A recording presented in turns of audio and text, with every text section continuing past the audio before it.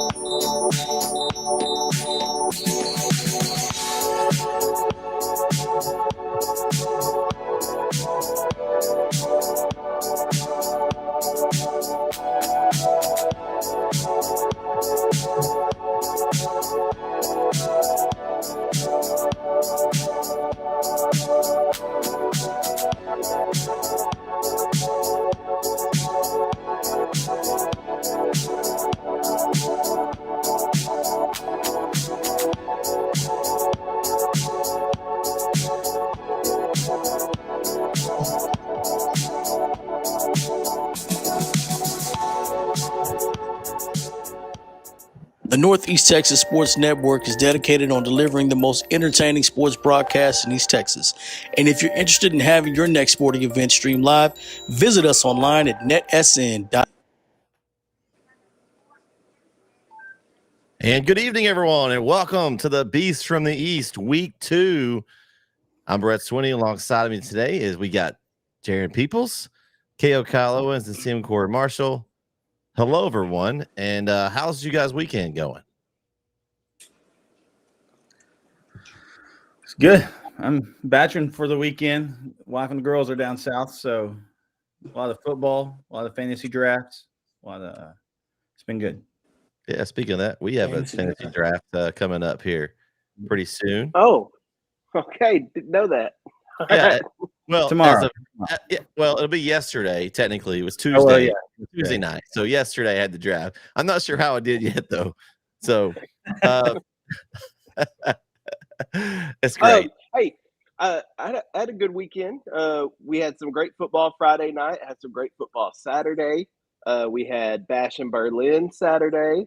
So it was good today. I've been rested, and we got more football on now. So it's been a great weekend. Yeah, don't forget No Mercy. You're going to check that out too, Kyle. Don't forget to put that on your calendar. I'm watching that tonight when this airs. Okay. All right. That's good. That's good. I like that. What a week one, guys. I mean, woo. We can roll into this the pick'em contest. I want to give a kind of some numbers here. We had 73 people get their picks in by Thursday night. So 73 folks in. We had 5 people that forgot Thursday. So we had 78 total do the pick'em contest in week one. Pretty good numbers, I'd say, for week one. We'll have more that find it here later. But Kyle, you and me had 6, and we were the most in this group here. It was a rough week one. Yeah, there were some upsets. There were some upsets for sure that we didn't see coming, but I think that week one overall set the tone for the entire season that we're going to have one heck of a year because with the upsets that we saw, I think we're going to see some surprise teams this year too that we didn't expect. Kind of some teams that were under the radar last year and then pop up on our radar this year. So yeah, I mean, it was. I thought going into it, I felt good about my picks, and then after Friday, I was like, ugh, I was afraid to see the damage, but then when I looked, I was like, oh, 6, that's not too bad. I'm all right. Well, we'll give a shout out here. Scott Poole is our leader after week 1, 9 out of 10. Man, that's pretty good week for the way the games went. He must have saw something we didn't. He had insider trading, is what I'm saying. What I'm saying. See how many guessing. I mean, how'd you other two do? I couldn't. Y'all were down off the first page, so I didn't see you guys. Sorry. Yeah, left a little to be desired there. So yeah, I live with 5. I live with 5. It's a strong 5. 5, not bad.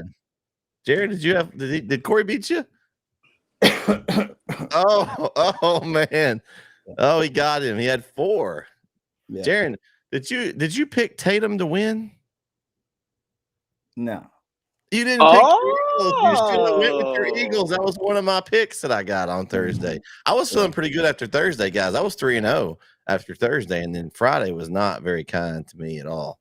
I've learned from the error of my ways for this week. Just spoiler alert. So okay, all right. That's good. That's no spoiler. Okay, so let's talk about these games. We'll talk about the ones on the pick'em, and then there's some other games that need to be discussed as well because there was some interesting upsets. All right, so game 1, no surprise here. Texas High takes care of Legacy 37-13. I don't think any of us are surprised by that. I don't think anybody picked. Well, I'll take that back. No one on the screen right now picked Tyler Legacy to win. I think Corey might have had. He was going all about Tyler last week. I think if he'd hadn't done that, he might have beat us. But I didn't see this game going any other way. The one that surprised me a little bit, as far as closeness, Kyle, your Lindale Eagles, they kind of let Hallsville hang around. It was a close one.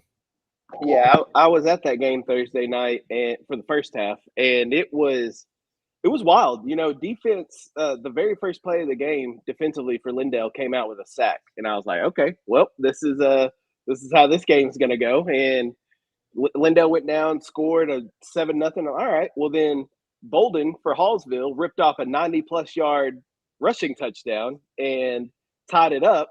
And then they just kind of battled back and forth. And it was, I want to say it was 24-21 at halftime or something like that. So really close game early on in that Lindale-Hallsville game. And for Lindale to only win 35-27, I think it's more impressive for Hallsville because especially after the year that Hallsville had last season, to go into Lindale and compete with the Eagles. And from what I heard, my dad was at the game. He said Hallsville fumbled at the 2-yard line. So they had a chance to tie up the game and ended up fumbling and kind of blowing that. But a great effort by Hallsville to even be close in that game. I think that's going to bode well for them down the year. And defensively, other than some big plays, Lindale looked really good. I don't think Hallsville ever drove the ball really, maybe until that second half. But in the first half while I was there, they didn't drive it. It was big plays that hurt Lindale. So really good game on Thursday night, though.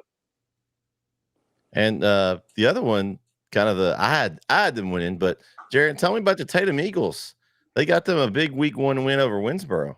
Of course, it was kind of a crazy night, lightning delay, and it kept getting pushed back. I don't think they started the game till about 9:30. They're supposed to start with a 7:30 kickoff, and it was there in Tatum. And when we talked about it last week, we knew that there was going to be some question for Winsboro, particularly at the quarterback position. But I still thought just Winsboro coming off their performance last year was going to – I knew it would be close, but I thought they would edge Tatum out. But I tell you, Coach Keeling's been doing this a long time and's got 2 rings to show. And he had the Eagles prepared and had them ready. And especially in spite of those circumstances, they stayed focused. And you and I talked about it a little bit Friday, Brett. Tatum has athletes, and especially with the weather – and just kind of how things went. They just leaned heavily on their athletes, and they came away with a victory. And it was an impressive win for the Tatum Eagles. And one thing I want to add on that is that let's just remember, and I'm not discounting anything, but that was only one half. They only played one half. They did not play a full game. Now both coaches agreed to it, so it's not like it's whatever. But and not to say anything would have changed in the second half, but just wanted to add that little tidbit in there. That was just one half of play. That's a big tidbit. A lot could happen in the second half. A lot could happen in the second half. I mean, Tatum looked like they were in control in the first half, but I mean, yes, anything can happen in the second. They could have turned the game upside down. No pun intended, Corey. Corey, I think Corey likes to work from the ceiling. It looks good. It gives a different perspective. I kind of like it. I think I figured it out. I was waiting on that to happen. Okay. Well, we were. I was just wondering. I was like, you were sideways first. You were sitting sideways with Paul. Okay. Wall. Okay. Keep going. Keep going. Just turn it. Look, one more turn. One more Keep turn. going. I don't know, Corey. Give me shout out to Apple. Oh no. I don't know what's going on, man. Oh, okay. So the Thursday night games, Corey. What do you got on any of those? You got any thoughts about the Texas High, Lindale, and Tatum wins? I thought, Texas High. I'm not trying to go for Tyler, but Texas High. I thought Hallsville, like I said, Hallsville played just a little bit. Thought Hallsville was a little bit better than what we thought they were. Like I said, it's just week one, but that's a good test. That's a good test for Lindale. Hallsville's always going to be tough. That's one of those seasons. Just they're always going to be tough. But those Thursday night games, they were pretty good. Tatum, like I said, they didn't play a second half, and they dominated the first half. So, I mean, it's nothing not typical. But I was going for Tyler, and then of course I picked Hallsville to win, but that was a lot closer than what we thought. A lot closer than what I thought anyway. So, yeah, that was a good one. Or you were close on that one. I think it's more to I think Hallsville, we talked about, they played Chapel Hill tough. They actually beat them in the scrimmage. Now, Chapel Hill didn't play a lot of guys, but maybe Hallsville is going to be more competitive in that district than we thought originally. So that bodes well for them. All right, Corey, I'm going to let you talk about this next one that happened. How about a 75 picks to 3, and 3 people picked Shine Tree to win? And Corey, I'm disappointing you a little bit because you didn't go with Shine Tree. You built them up. Out of all the times I pick upsets, I don't pick an upset this time, right? And primarily because it is week one, I didn't pick any upsets. So,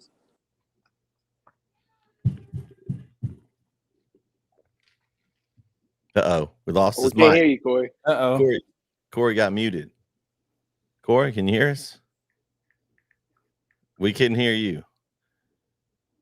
I think somebody must be infiltrating my system from Gilmer. They didn't want to hear what you had to say about Shine Tree. I don't know. Still can't hear you. See if you can fix your mic. We'll get back to you. We'll talk about this one.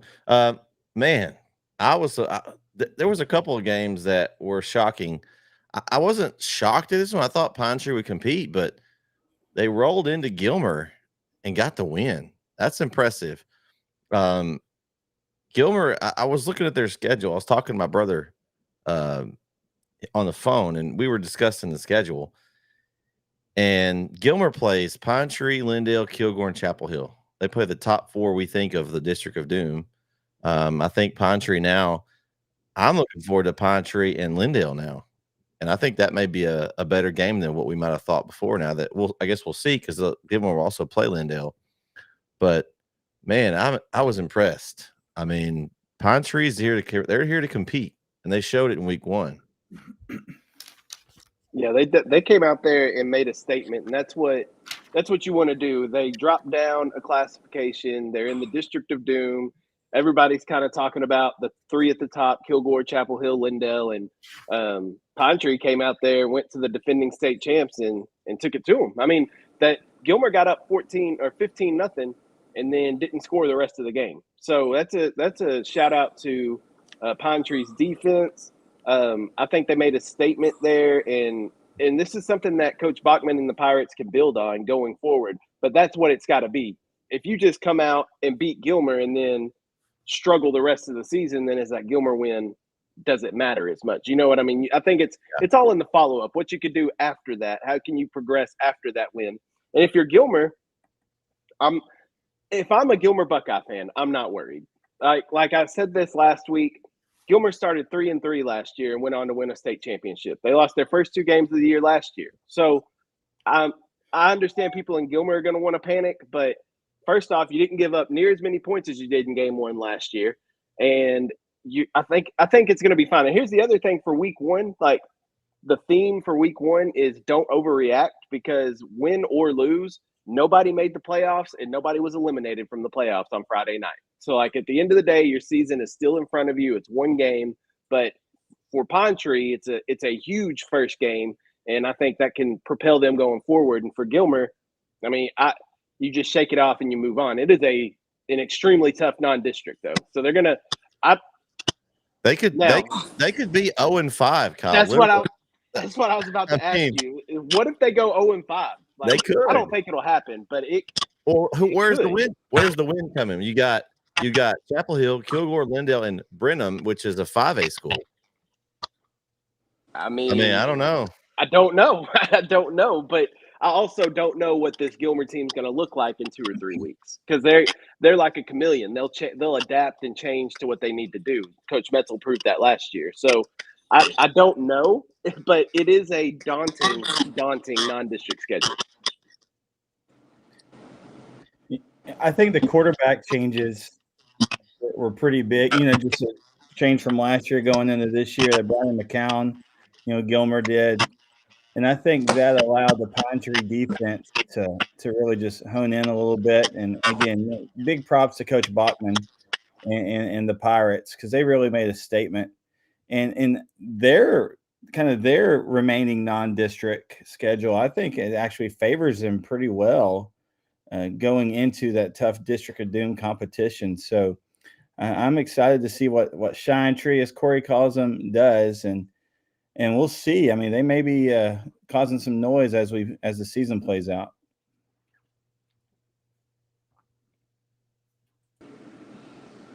All right, Corey, what's your thoughts on this game now that we got everything? Can y'all hear me? We Yeah. good? I'm on my iPhone now, another Apple product. Go figure. No. Shout out to Shine Tree though. I'm happy for them. Like I said, I had that nice soliloquy at the end when we was talking about the games, and I'm like, maybe this is one of those games that they needed to kind of get their season started.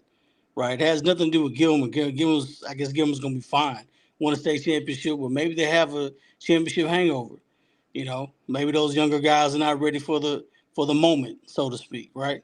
But for Pine Tree, this is everything. This is a measuring stick for their program. You know what I'm saying? You just won. You just beat a defending state champion, on their home turf. At that, even if you went down to Class 4A, but you still in the toughest. I mean, just picture this: going down in classification, and the competition gets better. That's crazy. Mm-hmm. That's a weird thought. So it's not like you're playing rinky-dink schools. You're going down to compete harder. And they went down in that first measure against Gilmer. They fared well. So if you're Pine Tree, you ride off this momentum because you're gonna need it in district. And if you're Gilmer, I tell my guys, hey, it's week 1. It's a long season. Keep grinding. So, shout out to Shine Tree. They proved me to be a prophet. I just didn't pick them. It's a shame. Right. After all that, it's a shame. It's a shame. I just swore I was like, Corey picked him. I know he did. I was like, man, you know what? I should, but I'm not going against the state champion. That's obvious, right?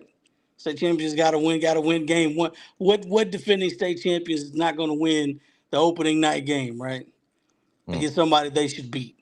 Well, there was a couple of the surprising ones like that.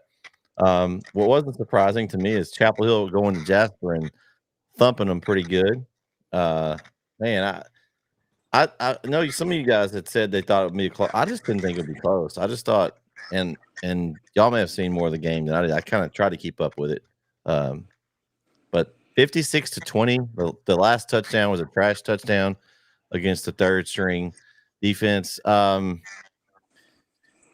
it's impressive to drive that far down to play a team that in Jasper, which we had ranked in our preseason top 10, and beat them 56-20. I think the things that I'm hearing about what Chapel Hill has is the drop off is not what we thought it might be. The pieces that they lost, they're able to plug and play those, and they look just as good, if not better, than last year. Corey, I know you kept up with that game quite a bit. We were talking to you while we were off the air a little bit on the broadcast Friday night. What did you see from Chapel Hill that impressed you? The defense. I thought the defense looked sharp. I thought they took control of the game early, and I mean they had a pick six. When was the last time you saw a Chapel Hill pick six, right? They were swarming the ball. I mean they held the quarterback in check. I think I can't remember his name, the tight end. He had one spectacular catch that they did not call a touchdown, and it should have been a touchdown. I'm just going to be honest. It should have been a touchdown, but they held him in check the whole game. And man, they got anything they wanted to get on their offensive end, but the physicality of the game, they dominated the line of scrimmage, and there was some hits and pops, but it was a game where you felt they were ready for, and they were prepared for. I don't know if Jasper. I mean, Jasper's going to be a good football team. They got some athletes. I don't know if Jasper was ready for that type of physicality. And not to say that Jasper's not a worthy opponent. They're still a top 10 team in 4 Division II. So, but nonetheless, I thought Chapel Hill looked better than what they did. It's kind of weird because here we go last year against Gilmer. Oh man, Chapel Hill looked really good offensively. Defensively, you playing against the Gilmer. Okay, cool. Switch gears this year. Defensively, we look sharp. Offensively, it was some things that could be cleaned up. I'm being honest. Things you clean up. Then, of course, it got ugly in the middle of the game because of the penalties, and that's definitely got to be addressed. But nonetheless, I thought Chapel Hill looked. If I was gonna give them a grade, just me personally, it was probably like a B minus. There's a lot of things they could clean up, but they were the better team clearly. Not bad when you score 56 points and get a B minus. No. It's not bad. Not bad. No. Not a But bad night at chaos. it was. I mean, they only thing that could have made the game perfect if you would have scored on special teams. You had a kick return or punt return. They got a defensive touchdown. They got a offensive a kick return, kick fumble. And they did everything that you wanted to do on defense. Like the score was 56-14. Literally, it would have been like 56-7. They got a couple of breakaway, but they put in one drive that was the best drive that they had, and they finally scored. Then one drive was one play, big play, but 56, it would have been worse. But nonetheless, it was a good game. Yeah, I'm impressed. I didn't think Chapel Hill would struggle offensively. I knew they would put up points. But it's very encouraging to hear what you're saying about the defense, because that's me and Coach McFarland. We had our bouts last year when he came up to me during games and all that. But that's encouraging, and you'd like to see that. I think that's if there's anything that was holding this team back last year, it was in the state game. I mean, we saw it. Now the offense didn't put up any points in the state game either. So I mean, you can blame both sides there, but defensively, if Chapel Hill's looking like that, that's a very, very encouraging start to the season. Like you said, you knew the offense was going to put up points. You got athletes all over the offensive side of the ball. But defensively, can you make those stops when you need to? And they proved at least in week 1 they can. So that's encouraging to see from Chapel Hill, and I'm excited to see what they can do.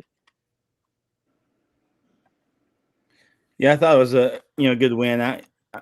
I was one of the ones that said I thought it might be a little closer with and that's no knock on Chapel Hill. I was more just for some props to Jasper, but yeah, I mean Chapel Hill, from what we could tell from when we were watching, they look good, and as that season, their season progresses, I think we'll see that cream continue to rise to the top for the Bulldogs.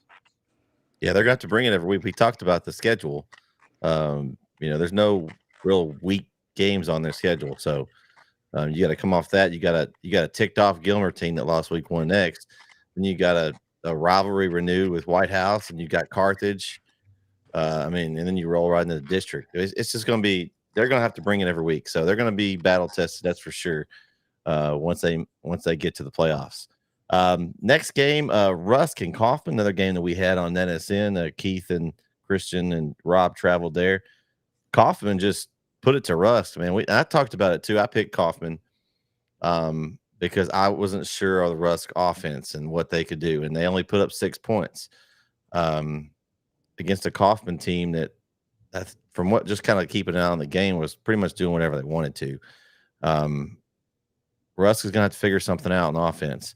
Now, I think, minus Carthage in their district's open for the taking as far as like playoff spots. I think Carthage is kind of above everybody else, and you've got a bunch of teams fighting for those spots to get in. So I think they can still compete in their district, but they've got a few games to figure it out. But I wasn't surprised at all on this one. What do you guys think about this one?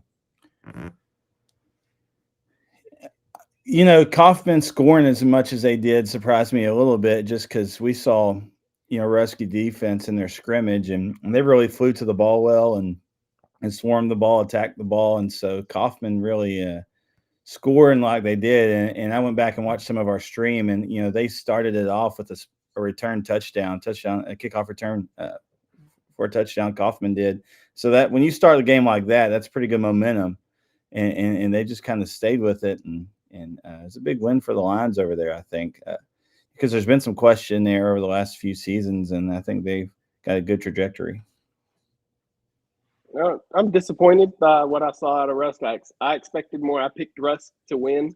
I just expected to see more out of Rusk, but I'm going to say what I said at the start of the show. It's week 1. I mean, at the end of the day, this game will not matter at the end of the year. So just bounce back next week and shake this one off. I throw the tape away and just shake this one off.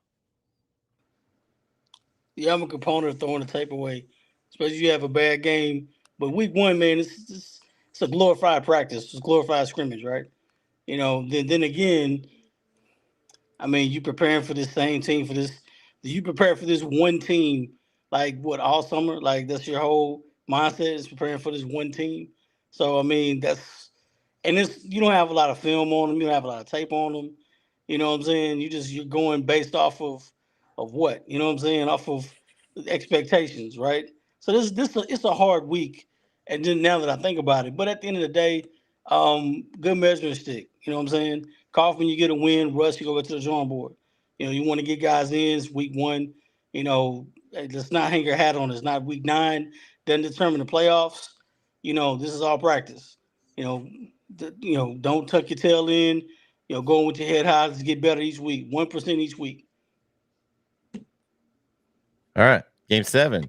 I didn't win this one. Tyler High got thumped, 41-14. Corey, I'm gonna throw it to you first, since you went with Tyler High. And what do you think about this? I know you're gonna say week 1, but I kind of talked about last week that they needed to get off to a good start this season, because kind of last year they didn't. They lost some of the players as far as their, you get losing a couple and then they just lose focus.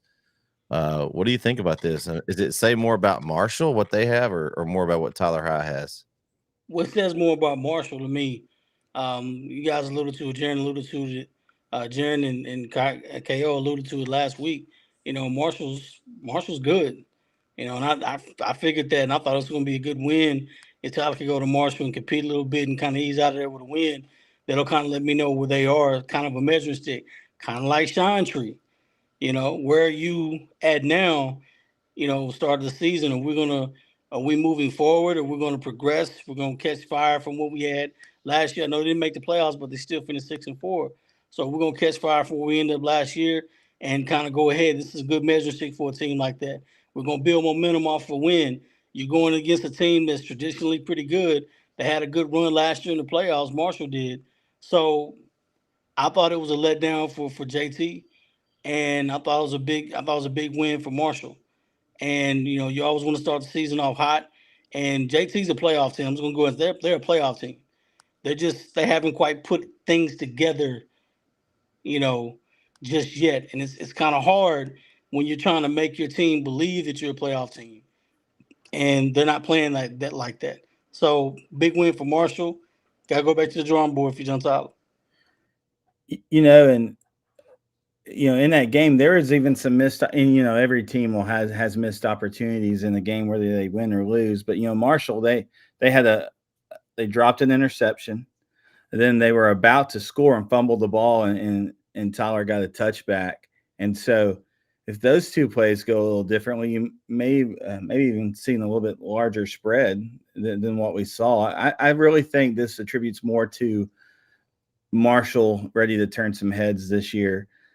We talked about it last week, KO, that they've got some athletes. There was some question at the quarterback position. I think they answered that. And just looking and just going over some stats of the game, they spread the ball out. A lot of guys scored. A lot of guys were active. And I think it was a good first win for Coach Hammett. That's a good statement win for the Mavericks. Now, I said this on Red Zone Overtime on Friday night after the game. Like, I am high on Marshall. I think how it was with Harmony that one year when they were running, and how I latch on to a team and they become kind of my team for the year. I think Marshall's going to be that. I'm just very impressed with Marshall and the job that Coach Hammett did Friday night. That's an impressive win over, like you said, Corey, a Tyler High team that I think is going to be very, very good this year. And Marshall made them not look very good on Friday night. So big shout out to the Marshall Mavericks. Listen, I don't remember if this game's on our pick'em, the Marshall Longview game this week. I don't know if it is or not. I can't remember, but I'm just going to go ahead and put this out there. Marshall may get Longview. Marshall might get Longview. Now, Longview's coming off a win, but look, they did not look good, had 4 or 5 fumbles. Coach King is going to whip them boys into shape this week, and it's Longview's going to come out angry on Friday night. But Marshall might, I don't know, man. Marshall might get them. If this is a time to get a team, right now is that time. If you're Marshall, right now is the time. Right now is the time. Dude, what a statement that would be. I tell you, that would turn so many heads. And again, we knew there was going to be some question for Longview. I mean, jumping up a class and, some losing some guys that they lost, like Tatum. But I tell you, that would be a huge statement. So, yeah, it's not on our pick 'em, but it's definitely a game to watch. All right. So, next up, Nacogdoches over Palestine, 34-17. This game, Nacogdoches got up early in this game. I think that was the key, because Palestine came back and ended up making it a 17-point game, but they gave up too much early to Nacogdoches. I can't remember what the score was. I think it was like, I want to say it was like 20-0, something like that early, because we kind of kept our eye on this one. This was one of those games that kind of was a toss up. We had a pretty good split there. 42 out of the 78 picked Nacogdoches, so it was pretty close on the split. I'm not surprised. I thought Palestine would come in and they had the athletes and the new system that might be something that Nacogdoches hadn't had time to prepare for. You've seen Palestine over and over the years with their run, under center. Coach Reyes is bringing in the spread. Thought it might be able to shock Nacogdoches, but maybe it's taking Palestine a little longer. We did talk about that. You got to put the system in it's going to take. So I'm hoping for them that they get some rust off and they're able to use these games to kind of get them into the groove. Because I think if they can get it figured out, they have the athletes to spread it around. Palestine could be dangerous later in the season. Coach Reyes has proven he's got the track record of doing well in district and playoff runs. So I'm not surprised. Congrats to Nacogdoches on a win, though. That's a good win for Nacogdoches. I picked Nac to win this game. I was high on the Dragons too, coming out of the offseason, just talking to the coach. I enjoyed talking to both coaches, but I really just thought that Nac, especially being at home too, to open the season, kind of protecting their home turf. But I think it's a big win for Nacogdoches, and it could kind of propel them going forward. Palestine, they figured something out in the second half to be able to put up some points and come back. So for Coach Reyes and the Wildcats, just build off what you did in that second half and use that going forward. And I think both teams are going to be fine. Palestine's going to be battling in that District of Doom. It's not going to be easy, but it should be a good year. But I think big win for Nat, and Palestine has something to build on going forward. Yeah, I think, we've all, and we talked about him last week. We all have a lot of respect for Coach Reyes. Thinks he does a good job with programs, and I think he'll continue to build that program. He, as you said last week, Kyle, he wanted that job. This was a kind of a target job for him, and I think he's going to make most of the opportunity. It's just going to take some time, and to reestablish a culture there. And I was driving through there the other day, and I just looked at the facilities, man. They have, and I think Corey talked about this last week, they have great facilities, a great community. There's a lot that could go well for the Wildcats down there. I think it says more about Nacogdoches right now because, we picked on Nacogdoches, I think, was it last year, a little bit. I know I was high on them a little bit. They're not a bad football team, not a bad football program. And I'm gonna say this is gonna be kind of funny. They're kind of like Pine Tree in that 5A realm, right? Boy, if they ever went to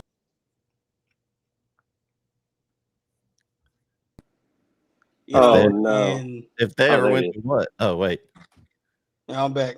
Oh, he lost you for a second. You left us the cliffhanger. You said if they ever went to something. Yeah, no.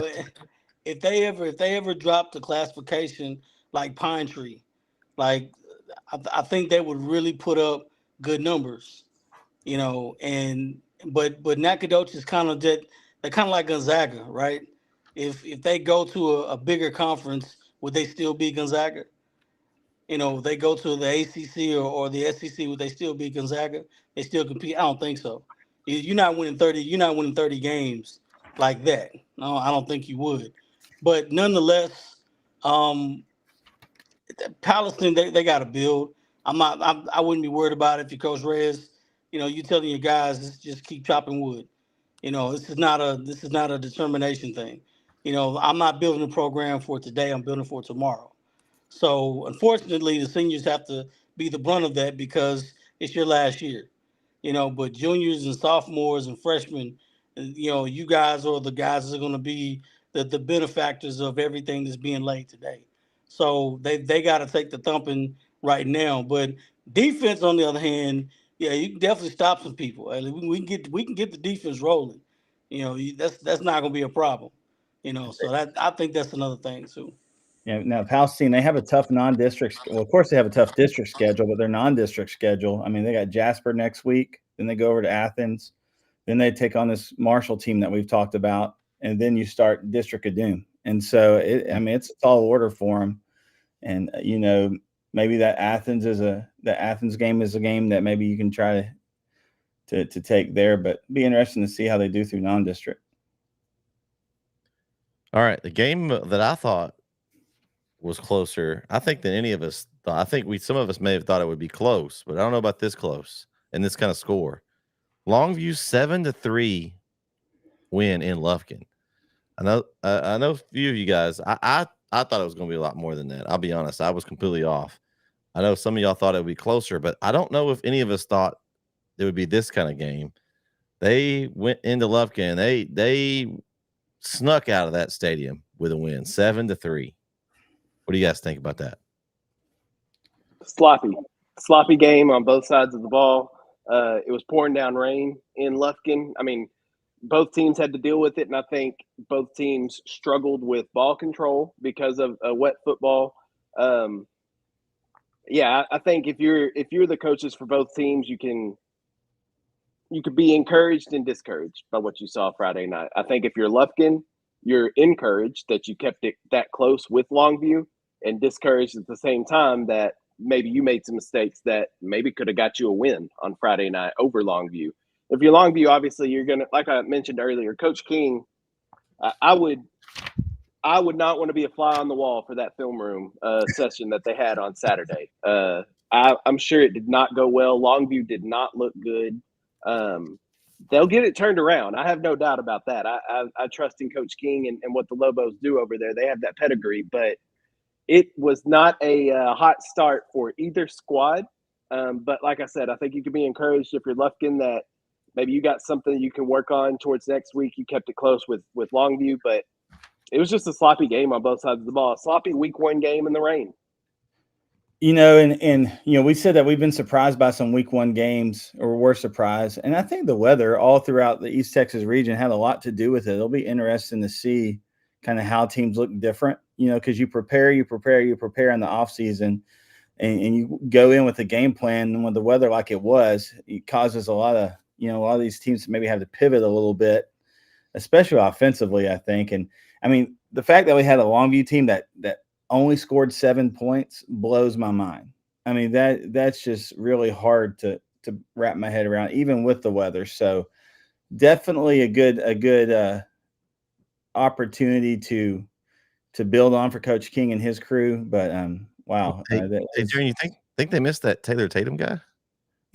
Yeah. I think they miss him. I think, and they'll get it worked out, like KO said. I mean, this isn't Coach King's first rodeo. I mean, he's been doing this a while, and if you do it better than him, but I tell it, you can definitely believe he was probably sweating a little bit on the sideline. So, and before Kyle goes here, or Corey goes, sorry, I want to say, so this is one of those games. Do we think that they got too reliant on Tatum? That this is one of those games in the past where, oh, it's raining, we'll just give it to Tatum. He'll just run for 200, 250 yards, score the ball, and not have to worry. Now they don't have that. So now what do? We've just kind of gotten used to it, right? So it's like now we've got a sloppy game. Someone's going to have to step up. It's obviously a run-in type game that would be favorable. They didn't have him. So I don't know. I don't know if it's so much that as far as if they would have just held on to the football, maybe they would have put some points on the board. I don't know. Maybe Tatum would have been fumbling in that same weather. Who knows? But speaking of Tatum, he did score him a touchdown for the Sooners on Friday night. So shout out to Tatum. I don't recognize that school, by the way. Sooners. What school is that? Huh. I have no idea that school is. But no, I'm always rooting for the underdogs. Longview's gonna right the ship eventually. This is a big one for Lufkin, right? And the sloppier the game, the better, the worse the outcome. And this was a trap game for Longview. Longview loses the game to Lufkin, right? Boy, what kind of mess would that be? You know what I'm saying? And man, then all of a sudden Lufkin season's turned around and everyone's excited. Well, we beat Longview. It was raining. They had 7 turnovers. It doesn't matter. A win is a win. You hadn't beat Longview in how many years? So that looks good for them. And if you're Longview, we barely beat Lufkin. I'm pretty sure if you're Coach King, you're telling you guys, hey, listen, Marshall's going to come in here with a lot of momentum. We ain't beat Marshall if this is going to happen. I'm sorry, Corey. Are you good? Just looking at some stats, Kelvin Washington, he's really taken over the bulk for what Tatum carried last week. He only had 147 yards rushing, and he was the leading rusher by over 100 yards. Did you say only 147? Only 147. There's a ball game. Yes. But one touchdown, and no one else. The quarterback, he had 36 yards. Washington, the fullback, had 31 yards. So, 147. That's a good night. But the offense was pretty. It's a good night if you have other people giving yards too. Yeah. If that's basically all you've had offensively, that's not real good. I take 147 over 47 yards any day. Well, I mean, Yeah. I know it's not what you expect out of Longview. I mean, let's just be real. That's not what we've expected over the last couple of years. So it's week one. They'll figure it out, I'm sure. I was gonna mention this. Well, how long do you guys think it'll be before you get the first dome stadium for a high school team in the state of Texas? Oh. Besides Frisco, Frisco already has one, but I'm talking about an But that actual. doesn't count because that's the Yeah, star. That's the Cowboys. right. Well, I mean, they technically it's theirs. To be honest with you, technically it is theirs, but the Cowboys, it's all Dallas, right? You Right. know, it's all So Dallas. I don't. I mean, I think before the year 2030, I think we see one before then. I think maybe the next bond proposal for a school may include a dome stadium. I don't think it's far fetched at all. They're building indoor practice facilities. It's the same thing. All you gotta do is add some stands in it. I don't know why they don't just do that anyway. When they build these indoor practice facilities, it can't be. We're already spending that much. Why don't just throw some stands in there and make it be able to be used for other things? Good old graduation. I All don't kinds want of stuff all in there. games in the rain though. I mean, I don't want all the games in the dome. Like I think the elements add something to a game. Like it, because let's take away the rain. Maybe Longview blows out Lufkin if it's not raining. You know what I mean? I think the rain evens the odds in games like that where maybe a team's an underdog. The rain is the great equalizer. You know how they say in wrestling, the chair is the great equalizer. I think the weather is a great equalizer in football. So I don't want it out of the game completely, but like championship games, every time there's a championship game, Super Bowl, I think it should all be in a dome stadium because that game I don't think needs to be affected by weather. And I want to just correct something I said. I think Kelvin Washington had a great game. Don't get me wrong. I think he's going to be the workhorse for this team, but he's going to need some offensive help. And 147 yards. You're right. That's a good game. Only got in the end zone once, but he's going to be a difference maker for this team. I think he's a great young player, and I'm excited to see him as this season goes on. And they'll get the ball to some other guys and give him some help. All right, this last one, game of the night. Carthage could not hang on. Kilgore scores at the end of the game and gets the win. Kyle, you were there. Tell us about how this one went. Well, it was another wet one, another wet start to this game. It quit raining midway through the first quarter, I think. So after that, it was a normal game. But I'll tell you what, man, Kilgore's defense is legit. And I've heard from people coming into Friday's game that Kilgore was undersized on the offensive line, which they are. But Carthage, I mean, Kilgore did what they kind of wanted to offensively. They had some drives stall out. They didn't throw the ball well Friday night.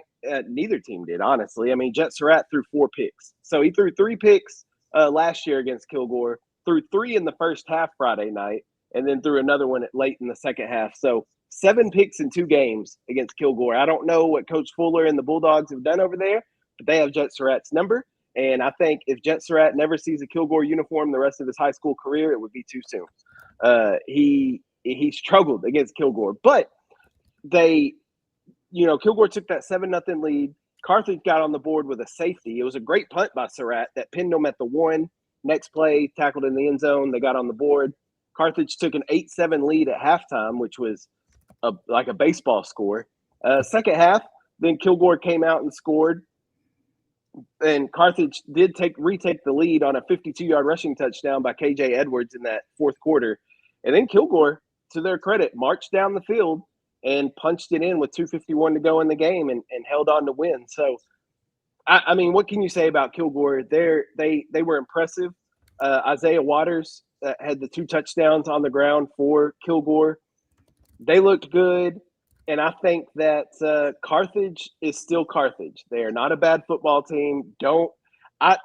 If you are a hater of the Carthage Bulldogs, don't get your hopes up, because last time that Carthage lost a regular season game was 2016. They had gone 8 years without losing a regular season football game. In that same year was the last time they lost a regular season game at home.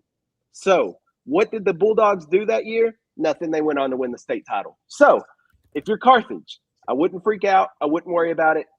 Carthage did not look great, but Kilgore looked really, really, really good. So, yeah, there we go. Great win for Kilgore. And Kyle, Carthage, they've got a couple other tests in their pre-district schedule too. You know, they take on these other Bulldogs from Chapel Hill, and they also have Jasper as well, which is, you know, a team that Chapel Hill just beat, but still formidable opponent. They got Liberty Islo next week. They've dropped down, but they always have good athletes. So they're going to have and then San Benito. They're like from San Antonio area, I think, a 6A. Yeah. So Carthage was having a hard time filling their schedule, and they had to go across the state to do it. So, well, and that's one thing Surratt said when I talked to him earlier in the season. He was like, you know, and he kind of, the way he said, I love Coach Surratt, and he is a humble guy, and the way he answered this question was in a humble way, but you kind of picked up on what he was saying. It was tough. Nobody wanted to play Carthage because nobody wants to take an L early in the year. And that's my words. That's not what Coach Surratt said. That's my words. I'm just kind of saying he's summarizing what he said. But basically, like, nobody wants to play Carthage because they want wins in non-district. And so, yeah, to your point, Jaron, it's been very difficult for them to fill a schedule.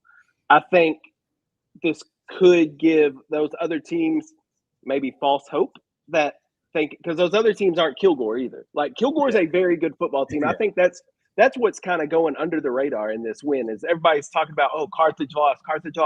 Kilgore won. Carthage didn't give that game away. Kilgore went and took that ball game from Carthage in Carthage. So Kilgore is a very good football team.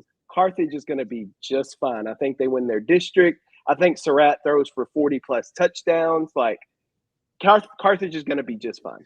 And to your point, Kyle, I mean, Kilgore going in, that's a hostile environment there. I know there were over 7,000 people at that game. Those folks, really? Somewhere around there. So, okay. I believe it. It was packed out. I believe it. Yeah, they were. That's what they were anticipating, and I heard that maybe it was a little more even than that. But yeah. And so to go in there into that house again, you mentioned it, they hadn't lost there since 2016. And again, it just speaks to Kilgore having a good ball club. So. You know, I'm not surprised. You know, I think Kilgore's Kilgore. I saw this. You know, Kilgore's only had 2 losing seasons since the last time they won the state championship in 2004. 2 losing seasons, and no, they hadn't won 9 championships. But I mean, consistency here. That's what you're looking at. So it ain't like Kilgore is a bad football program by any means. You know, Kilgore is still Kilgore. They're still going to compete, probably better than any East Texas program out here. But you playing against Carthage. Carthage won 9 state championships.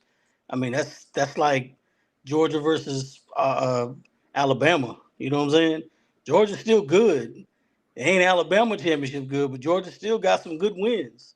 You know, it was last time Georgia was bad, right? So, but nonetheless, I mean, here we are. Kilgore is still doing things that they do. Defense is legit, like we thought they would be, you know, and they're playing hard. Surratt had four interceptions. I saw some of the game, and KJ Edwards had a breakaway run, and man, he's one of those running backs where he's almost like Emmitt Smith. He's gonna run the ball 30 times a game. You know, they're gonna keep chipping away. They run everything's a well-oiled machine, and they're not gonna run a spread offense. They're gonna just keep chipping away. But the biggest thing about this, the biggest takeaway, nonetheless, is how good is Kilgore versus how good is Carthage. Kilgore is who we thought they would be. You know, I think they're just as good as they were last year. I think their defense is a lot better. I think their secondary is probably better, maybe the best secondary in the state. As far as that goes, I was going to mention that too, Corey. Yeah, they're secondary. It's a no-fly zone in Kilgore. Yeah, like, it's a no-fly zone. They're lengthy. They're big. Like, their secondary is legit. And you got guys that can cover the field. That's impressive. You know, you may not be able to get to the quarterback, but if you got guys that can cover the field, that's impressive. But it's going to be interesting because Kilgore, Chapel Hill, and Chapel Hill Carthage play similar opponents, and it's going to be very interesting to see how this all comes out. And then you come to district time. I don't know. It's going to be fun, man. That's all I'm saying. It's going to be fun. Well, that's all the games we had in the actual pick'em. A couple of games. There was a couple of games that I wanted to specifically talk about just briefly that I thought was surprising to me. I think Thursday night shocker to me was Gladewater over Dangerfield. Did anybody see that coming? Man, I mean, Gladewater's they've been good. Don't get me wrong. Gladewater's been a good program, but it's been a while. That's a huge win for them to start the season. Well, and I've heard from a guy at the game that was at the game that Dangerfield did not look good. Like they did not look good. Not that same Dangerfield team that made it to the 5th round last season. So kind of concerning. I didn't see this coming. I had high hopes for Dangerfield this year, and again, it's week 1. I mean, it's not the end of the year for the Tigers, but impressive win for Gladewater, and that gets Coach Levere and the Bears off to the right start. Yeah, that definitely caught my eye. That Dangerfield team every year just looks so good. They've got athletes. They're so competitive. Coach Nelson does a great job over there, and it kind of turned a lot of our heads, and it impacted when we do our pick'ems for this week in just a little bit. We'll see, but it's a big win for Gladewater. So. Who thought the Bears would come out and play that well, right? I knew they were building something, and once again, it's one of those teams that Corey loves leaving us in suspense. Oh no! Oh my gosh, it happened again. It's one of those teams that what, Corey? What? What is it? Get it out, Corey. Man, it's like a Monday Night Raw that left me hanging. Oh, gotta wait till next week to find out, I guess. I don't know. We lost Corey for a second, but we'll get his take on that one in a minute. Now, I'm just going to go through a few of these, and you guys can tell me. Henderson with a big win in week 1. I thought that's a big win for Coach Baker. They're trying to rebuild something over there. I know Athens I don't know how good they're going to be. Coach Harrell, they're always been pretty competitive, but that's an old district rivalry. Now Athens has dropped down. But I think that's a big win for them. Just going through here, I mean, we knew Malakoff was good. They wiped West Rusk off the map, though, 49-0. That's an impressive statement. That, hey, who's their quarterback, Cole? Mike Jones. Who? Mike Jones. Okay, all right. Well, they made an impressive statement week 1 as they just blanked. We think it's going to be a pretty good West Rusk team. Mount Enterprise. Didn't see that one coming. 48-13 over Carlisle. We'll be covering Carlisle this week. I'm excited to see them in action, but man, I didn't see that one coming. And our man Larry probably had the highest scoring game of the week at his game that we had on NETSN. Joaquin 65, Frankston 44. There were a lot of points there. Yeah, fireworks. Yeah, I'll talk about that game a little bit when we do our pick'ems. But that was a crazy game. It was still on. It was still on the air when we left and went home, Jaron. I was actually watching the end of it on my screen in my car. I was like, man, this game's still on. He must have just left his stream. No, it was still going. I was like, oh my. I tell you one that really caught my eyes, Brett, was Elysian Fields over Tenaha, 51-20. That caught my attention. Coach Crow, he's been through a lot in his few years there at Elysian Fields, and to come out with a statement win over a Tenaha team that was predicted to do well this year, and a Tenaha team that did well last year, that's a big win for Coach Crow and the Jackets. What about New Diana, 68-17 over Mount Vernon, guys? I didn't see that one coming. Oof. No, that's impressive. That was that. I saw that score Friday night, and I said, "Is that wow? That's it's a lot of points up on that Mount Vernon defense." Brett, I got there's two that I want to mention. Okay, go for it. The Van Vandals went to Swaggy's house, Dallas Carter, sorry, Swaggy, Kincaid, and knocked off the Cowboys in Dallas Carter. So That's a big win for Van. I thought that Carter's speed would be too much for the Vandals, but evidently they were able to contain the speed and get a big win up there. And then the other game that was really impressive to me, the Alba Golden Panthers went into Overton and took out the Mustangs 17-12. That Overton offense that returned dang near everybody back and put up a ton of points last season only held to 12. That is very impressive win for the Alba Golden Panthers. What about Hooks and Harmony? Hooks gets the win 40-20 over Harmony. Good win for Hooks. I got my Harmony shirt on today, but I don't know. I don't know. Harmony lost a lot. I didn't know what they would look like, and Harmony lost a lot, and it wasn't a good start. Well, maybe they've got time. It's just week 1. So, if they've got some guys to replace, obviously they do. Those are the teams I think that have to take advantage of these preseason games more. Not looking for wins, but looking for positive things we don't know how good Hooks. I think it's going to be a pretty good team. So maybe a good challenge for them in week 1. But I was a little surprised that it was that big a spread. I thought it might be a little closer. Yeah, I wasn't sure what Harmony would look like. I figured Hooks would be a good team. I just wasn't sure what Harmony would look like. 20 points, though, is probably a little more than I expected. Hawkins 74-16 over Maud. Hey, I got a little stat for you, too. The Hawkins sophomore quarterback, Eli Smith, 8 passing touchdowns, a school record for the Hawkins Hawks. So shout out to Eli. But, yeah, huge. I didn't expect to see that from Hawkins. I did not expect to see 70 points. If you remember, they had 92 put up on them last year by Beckville. So to only give up 16 and to put up 7, that's impressive. Yeah. There was some interesting scores here. Is there any other games that y'all saw that y'all wanted to point out? Darren, do you have any? Yeah, a big win for White Oak, Coach Ludlow, and a big win over Eustis.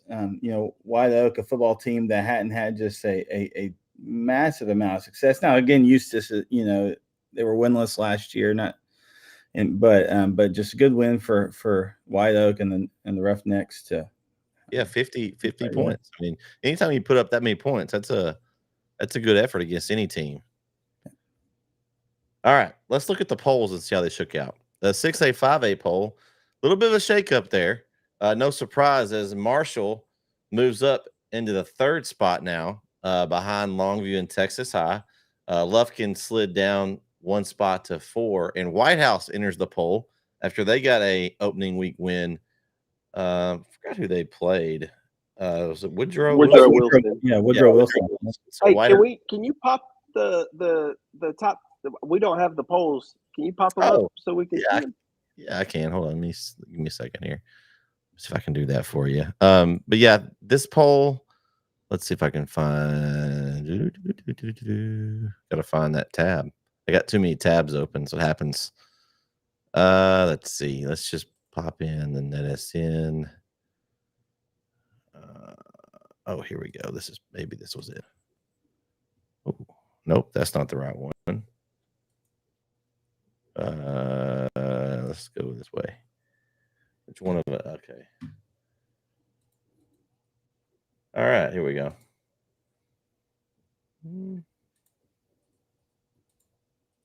All right, can you guys see that?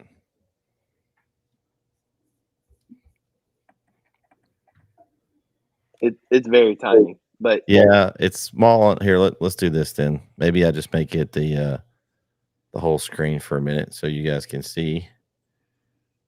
Maybe if I can find my mouse. That's what happens when you have so many screens. You can't find your mouse. Make it the whole screen. Does that help any?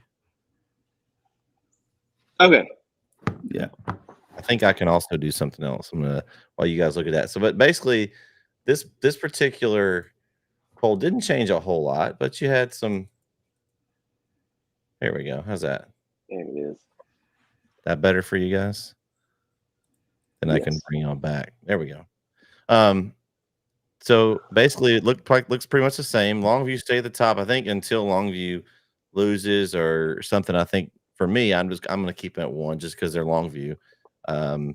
They played a tough game, but like Kyle said, it was a interesting weather conditions there. So, what do y'all think about this top 5? I mean, I don't think there's much argument to me of anybody being left out. I don't know why Lufkin's still in. That would be my Oh, only they played argument. Longview close to me.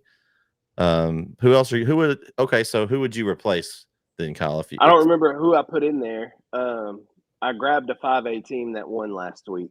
I couldn't remember who it was. Because my first initial thought went to Mount Pleasant. They lost to Crandall. So I don't remember exactly who I put in there, but I did take Lufkin out and put another team in. Is it? I have to go back to where it was on the. Yeah, I left Lufkin in just because they did play Longview well, and again, I think they'll haven't done our pick'em yet for this week, but I think they'll probably go in and win against Nacogdoches. So let's see. I can tell you, Kyle. Over here, let's see. Kyle, you had Nacogdoches as number 5. Yeah, okay. Because Nac got a win, and so I put Nac in because Lufkin lost. Yeah. I understand it was a close game, but Kyle, I had Lufkin at 5 in mine anyway. Yeah, I'll tell you what, Kyle. If Lufkin wins this week, they play a team called Nacogdoches this week. We'll have that game here in just a minute. We'll talk about it. So then that may be the shifter. So we'll know that spot. I think that okay, that was my reasoning because Lufkin was at 5 on mine anyway from when I voted. So in my mind, a loss drops them out. I had to find somebody that won to put them back in. So that was my reasoning. I think I had Lufkin at 3 last week, so I dropped them down to 5. Yeah, same for me. Yeah, I brought Tyler. That makes sense then. Yeah, I brought Tyler High, went out because they were below, and then I brought White House in. So, okay. And I had White House in my poll last week, so I had to drop Lufkin out. Okay, fair enough. I think that's pretty. As far as I think we all kind of in agreement. There's not much to debate on this one. You could debate these bottom. I think it'll all shake out itself on this poll. All right, let's go check out the 4A poll real quick. This one ought to be interesting here. Let's see tabulated results. And Chapel Hill moves up from 2 to 1. Kilgore slides up 2 slots. Carthage drops to 3. Pine Tree with a big jump. Even leaped Glendale with that big win over Gilmer. And then Lindale, Pleasant Grove, Gilmer, Van, Center, and Sulphur Springs make our top 10. What do you guys think about this? I had in my poll that I did, I had Gilmer and Carthage at 1 and 2, and they both lost. So I had to drop them, and I just kind of moved everybody up from there. I dropped Gilmer to 8 in mine, and I dropped Carthage to 9 in my poll. But that was just me in my thoughts on that. But overall, I mean, I think Chapel Hill and Kilgore at 1 and 2 is how it looks right now. I think that's a smart call.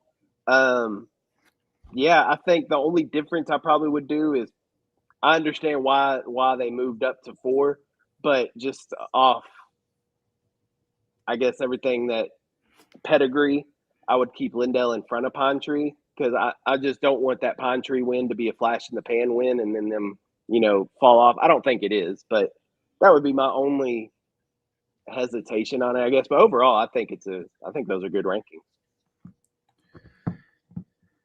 Yeah, it's something that was interesting in the preseason rankings, not with our poll, but just statewide. Dave Campbell, you had Carthage, Gilmer, and Belleville, and all 3 lost this week. So all top 3 teams in 4A Division II lost. That's interesting. Yeah, I think this is I think Kilgore and Chapel Hill right now they could be 1A, 1B. I mean, you don't know. They'll play each other and it'll all work itself out. I don't think that matters. I think the impressive win that Chapel Hill did on the road, not that saying that going into Carthage is unimpressive, but the way the Chapel Hill went into Jasper and just destroyed them, I didn't have any problem. I had Carthage. I started the year with Carthage 1, so I basically just moved Chapel Hill up in my poll to 1. But definitely Kilgore is definitely 2. That's a tough thing to go into Carthage and win like that. No ifs, ands, or buts about that one. So to me, I like this poll. I think it's hard to know. Center will got to win over Jacksonville. Jacksonville hasn't been very good. We don't know how good center is really. They got TJ Bellin at quarterback. First time they've had a different Cash Cross was a 3-year starter there. So interesting to see how they compete against some other teams. I dropped Carthage to 3. I didn't drop them down because I feel like they lost to Kilgore, and I'm not going to punish them for playing a good team. I think that now if they lose a couple more, I'll have to drop them. But I think right now I still think Carthage they're still better than the teams below. I think they just had to play Kilgore. I can't punish them for that. But I did give Pine Tree credit for a big win over Gilmer. I don't know that they're better than Lindale right now, but to me, at this point, they have a better win. Lindale played Hallsville, we thought was be okay, and they at home, and they barely beat them. So going on the road and beating Gilmer, I thought's better. That's why I moved them ahead at this point. I have Pleasant Grove also ahead Lindale. They had a good Atlanta team. They beat pretty handily, 33-3. So that was a pretty good win for Pleasant Grove. We had questions. They lost a lot. They lost Eddie's son on the offensive line, our man Eddie. So they had to replace a lot of parts. I think Lindale's right there, then Gilmer, then I had Van, Center, and I gave Henderson my 10th spot. I wasn't sure to give the 10th spot to, but I rewarded Coach Baker and them for getting a win in Athens. We'll see how well they do, but I mean, Sulphur Springs there, I'm not mad about that. That's fine. I think they had a good win as well. So I think that kind of those bottom several spots could go to anywhere. Yeah, I think we'll see Pleasant Grove, I think, continue to inch up a little bit. I have them just right above Pine Tree in my poll. You probably go either way. I'm with you though. I just dropped Carthage to 3. That's all I did. They played a really good team close. So, yeah. All right. Let's go check out the one that's going to be really interesting because there was a lot of teams in this one with some wacko results. Let's look here. We got Malakoff 1, Timpson 2, Tatum 3, Garrison 4, Palestine Westwood 5, New Diana 6, Beckville 7, Lovelady 8, and 10, Dangerfield down to 9, Jefferson 10. This poll is New Diana entering the poll, jumping in to number 6. I mean, obviously with the impressive win they had this week, that's what bolted them into the poll. Kyle, you look confused. What do you don't like about this poll? You got something there. I'm just confused on how New Diana goes from unranked to 6th after a win over Mount Vernon that nobody had ranked. I'm a little confused about that one. I dropped Dangerfield out of my poll completely. I think a loss to Gladewater, again, a team that nobody had ranked and nobody really had high hopes for, and to go out there and lay an egg in week 1. I mean, I think I dropped them out completely because in this one, I feel like there's going to be comers and goers. 3A, 2A taps is such a vast amount of teams that a loss to a team that's not ranked kicks you out in mine anyway. So I brought 2 new teams in. Well, on my poll, I see that Beckville's on here. I brought Beckville in on my poll. I got them at number 9 after their win this past week. And then I was struggling to find teams, honestly. Well, I was not struggling to find teams. There's a vast amount of them. But I was just thinking in my head of wins. And I moved Alba Golden in to number 10 because of the win over Overton. I understand Overton wasn't ranked, but I think we had higher expectations for Overton than Mount Vernon. And it was just an impressive win from Alba Golden in my mind. No disrespect to New Diana. I think New Diana, that's a big win. But that's my only hiccup, I guess, in this one is how they went from unranked to 6th, then jumped Beckville, Lovelady, Dangerfield, and Jefferson. Yeah. What'd you have, Jaron? Yeah, I have Malakoff, Timpson, and then that Jefferson team. I think they're going to compete well. I really like Coach Taylor. I think he's going to do a great job with the Bulldogs, and they've got athletes. They always compete, so I have them pretty high, and I had them high. They were at 7 last week. I bumped them up to 4 this week. Again, this poll is really hard because it's a span. I mean, you've got from 3A Division I down to 2A Division II in taps. I mean, that's a lot. But I think that Jefferson team is going to be a team that we continue to watch. And Beckville, it's got a good game this week. We'll see. And we'll see about New Diana. I don't know. That was an impressive week 1 win. And we'll see.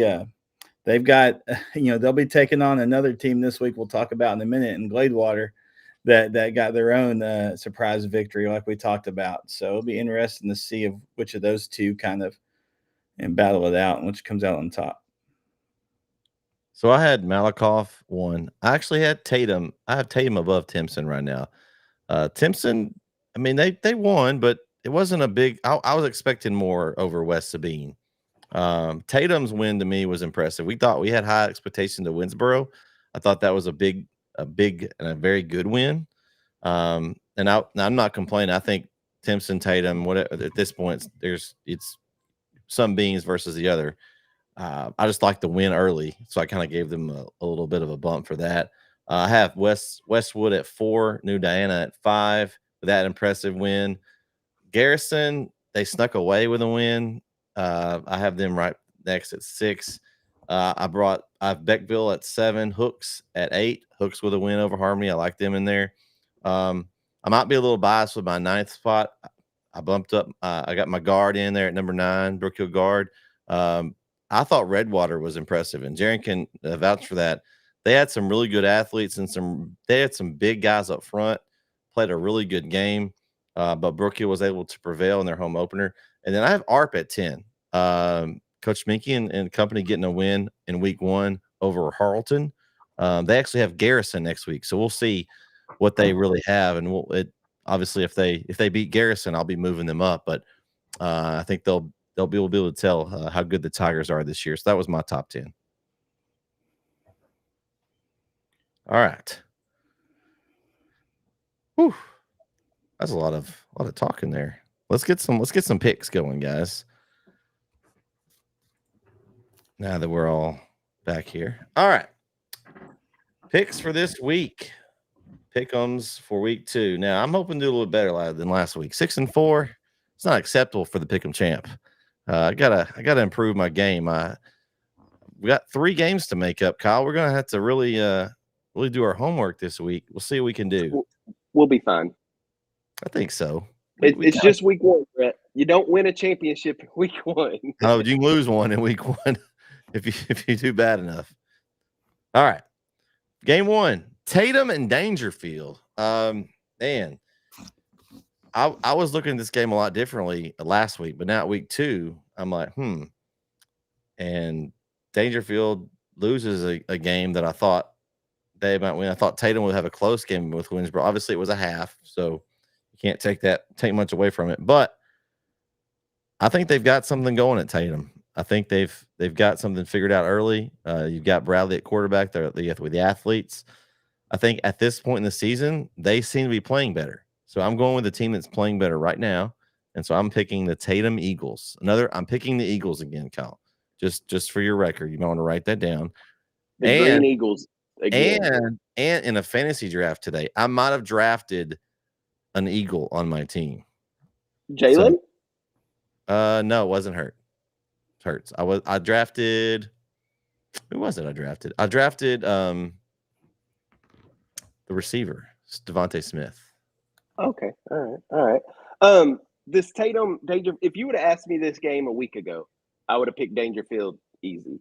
I'm taking Tatum. I'm taking Tatum over Dangerfield.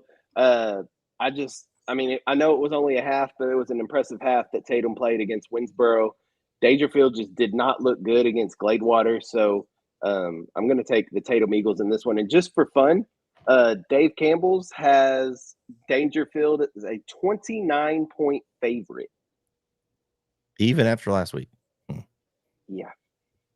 Well, we're the East Texas experts, Kyle. They're trying to get everybody in. We're East Texas here. Yeah.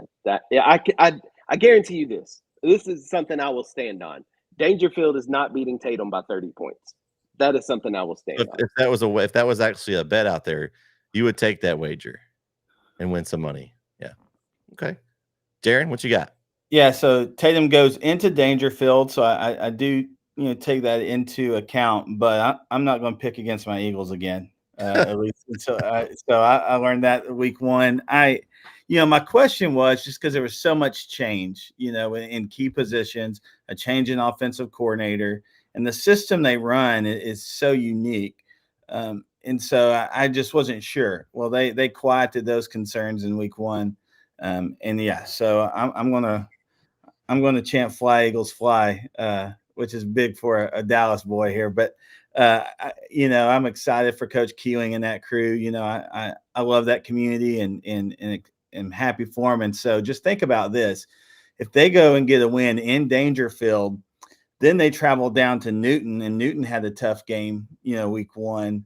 Then they go to West Rusk, and then that brings that Sabine game on September 27th with Colt Sparks and company there. I think that may be a fun game with the Eagles versus the Cardinals there. But man, we'll see. But yeah, I've got Tatum over Dangerfield in week one. You just sparked a memory for me, Jaron. The Sabine and Spring Hill game Friday night was also a fun one. Sabine won 50-48 over Spring Hill Friday night. So yeah, it was a fun game to watch too. Colt Sparks is something, man. He's special. He's an athlete. Game two, a couple teams that put up some good points in week one. Joaquin, we just talked about that a while ago. They put up a lot of points against Frankston, and Beckville with a win over St. Augustine. Two teams that are off to a 1-0 start. The game's in Beckville, and I'm going with the Beckville Bearcats. I'm taking Beckville at home. I'm going to think I think they'll be able to do a better job of stopping Joaquin. I don't know what kind of defense Frankston had, but Beckville held St. Augustine to 12 points. So I'm thinking they're going to be able to slow down Joaquin and get the win. Yeah, I'm gonna take Beckville in this one. Impressive win for Joaquin in week one over Frankston. But the giving up 40 plus points is what concerns me when Beckville, like we said last year, I know they had Jacoby Williams and all them last year, but 92 points last season Beckville put up in one game. So if there's anybody that can score with Joaquin, it's definitely Beckville. But I'm with you, Brett. I think the defense is going to be the difference. I think Beckville's going to get more stops than Joaquin. So give me the Bearcats. Yeah, I think that win for Joaquin was a good win for Coach Jones. He's a Joaquin boy, and he, was in the coordinator position, got promoted to head coach when Coach Lawson left Joaquin to go to Wascom. But and so I think that's a good win. But Beckville is a tall order, and the Bearcats are just a very competitive, 2A team. So I've got the Bearcats over Joaquin. All right, game three. Two teams that got big wins in week one. You've got Gladewater rolling into New Diana for a week two battle. Man, this is tough for me right here. Is Gladewater's win a fluke? They wouldn't beat a good Dangerfield team, or did New Diana have something going? The game's in New Diana. They put up a lot of points. This one's tough for me. I'm gonna let you guys go first, actually, on this one, because I still haven't decided on this one. I'm kind of on the fence. I think I know where I'm going, but I'm gonna see what you guys have to say first. I'll make it easy for you. I'm taking New Diana. Give me the Eagles. And this is not a slight on Gladewater, but Gladewater has been so down recently. Yes, the win on Thursday night over Dangerfield, big win. But is that Dangerfield team really as good as everybody thinks they are? And that's, again, not to take anything away from Gladewater, but I mean, I'm going to take New Diana in this one. I'm not a believer of Gladewater just yet. I think that now if they go out Friday night and beat New Diana, I'm on the Bear bandwagon. Count me in, bear down. But right now, I'm going to stay with the Eagles and take New Diana. For me, the difference maker is DeJuan Johnson. He had 215 yards rushing with 3 touchdowns, 92 yards passing with a touchdown. So he scored 4 touchdowns for New Diana. I think he's a difference maker. And so I've got New Diana over Gladewater. And I think DeJuan Johnson is a big part of that. Okay. Well, I agree with you. I was leaning toward New Diana. I just wanted to hear what you guys thought. I think that just the impressiveness of that win in week one, just of how they did it. I think that Gladewater's win is big for them, but who knows? I don't think that Dangerfield's all got everything together yet. I think that was more of a Dangerfield didn't play well more than Gladewater at this point. Now, like Kyle said, if Gladewater comes out and they beat New Diana this week, then they may jump in my Oh, poll. yeah. But for right now, I'm going with New Diana to get the win over Gladewater. In game 4, we got the little rivalry, a little county rivalry between Kaufman and Athens, 2 DFW teams. That says the professor. We'll give him a hard time about that, but they don't claim these teams because they haven't won anything yet. Now Malakoff, they try to claim them. They haven't come to claim these two guys. Both teams look good in week 1. Athens lost a close one. Henderson. Kaufman obviously looked really impressive. They're going to travel to Athens. I'm going with Kaufman. I think what they did to Rusk was very impressive, and I think they may do the same thing rolling down the road to Athens. I think Kaufman wins this one by several touchdowns. Yeah, I think us seeing Kaufman's ability to score points this last week is a big deal. And Athens did play Henderson well, but what is Henderson? And so I'm going to go with Kaufman over Athens, and at least 2 scores, I think, if not more. I got to make one little correction on you, Brett. This is not a county rivalry. Kaufman's in Kaufman County, and Athens they're is not? Henderson County. Oh, I'm sorry. So they're pretty close though. they're close. They're very close. Just different county. But either way, are they DFW, Kyle? Kaufman is DFW. Yes, Kaufman County is DFW. Henderson County is not DFW. I don't think they claim Kaufman though, since Kaufman hasn't won anything. Well, it must be nice when you can pick and choose. Never mind. Anyway, moving on. This game, Athens played Henderson tough, but maybe it's just because I was expecting more out of Rusk, but I think Kaufman's win over Rusk is more impressive than Athens' loss to Henderson. So I'm going to take the Kaufman Lions over the Athens Hornets. Okay. Game 5. ARP goes to Garrison. Now, this is one that I'm interested in right now. I think ARP will give Garrison some contest, but it's just hard to pick Garrison. In Garrison, it's hard to go against them. I like my Tigers.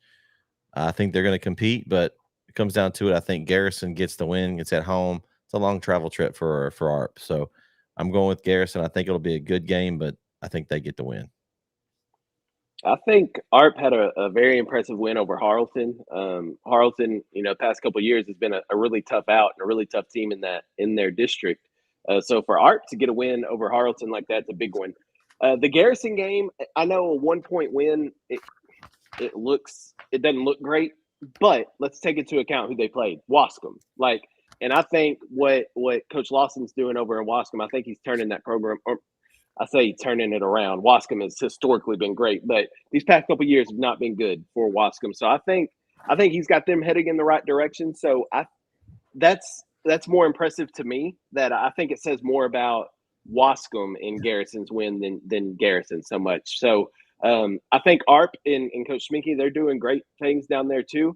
I just don't think they are on Garrison's level quite yet. So I'm going to take the Bulldogs in this one. Yeah, I thought Wascom played Garrison really well, and like you said, they've been down the last couple of years, obviously historically a competitive program under Coach Keeling, but, in transition, they've been a little down, but they played Garrison well. But I have Garrison over ARP this week. I do think it's going to be another close game for Garrison. I think it's going to be within a score, but I do have Garrison over ARP. All right. Game 6, Atlanta goes to Hooks, and what could be a really good one here.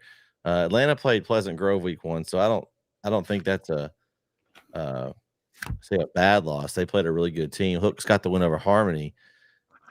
But this is that Northeast Texas, that real top level Northeast Texas rivalry game. I'm sure this will be featured on our friends down the road at Texarkana Game Day. I'm sure they'll have this one on their network. This one's tough for me. Atlanta's dropping down. I think it's going to be really good for them. Of course, it doesn't matter in this game because, this is a non-district affair.